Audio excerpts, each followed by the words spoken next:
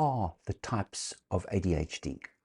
And I'd like to describe them in a way that might make a lot more sense to parents. First of all, the type of ADHD that you're going to see at home, you're going to see because you're going to experience the behavior problems, the impulsivity, the busyness, children that exhaust you, that present very early. So they're going to often come to the attention of everybody very early on. And those are the types that nobody really disagrees with because they're obvious, they're in your face.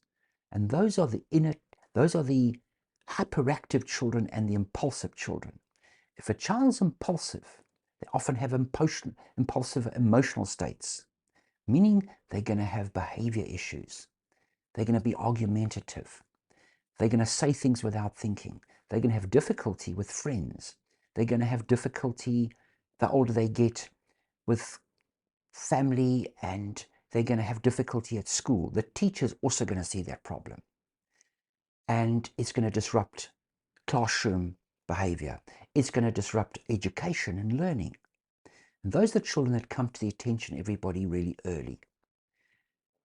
Those are the types that often I'm not too worried about, because those are the ones that you can do something about, you recognize it, and you intervene and you get the right help.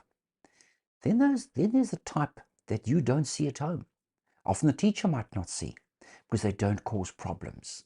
They don't have the impulsivity and they don't have the hyperactivity. They're inattentive. They're daydreamers. They're in a different world. They kind of drift and float. They're dreamy.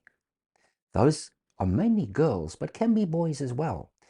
If they're bright, they only come to the attention of everybody much later. And those are the ones that often, because they're not concentrating in class, and if you don't concentrate in class, it's like missing 2 days a week. You know, your body's there, but your brain's not in the classroom. And as a result, you fall behind academically. And then it often looks like a learning problem when it's not. Those are children that become anxious, overwhelmed, not in control. Everybody's having a go at them to make sure they get everything right. So those are the inattentive type. And then you get the type where you're going to see a little bit at home and a little bit at school. Those are the combined type. But maybe it's so difficult because, you know, it might not be that severe. It might not be that severe because parents provide structure, organization, discipline, and you don't see the symptoms. At school, you might see the symptoms because there's a lot more pressure and they don't have the parental supervision. If a teacher is very strict, they're in a strict school, they're very well structured, and the skill of the teacher can often manage those symptoms of a combined type of ADHD. So those are the 3 types of ADHD, and all present differently. It's a spectrum.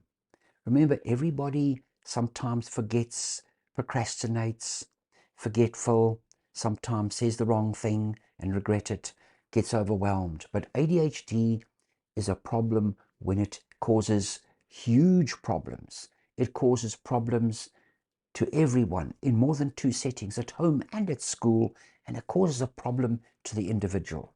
And ADHD is the most treatable problem in the human head.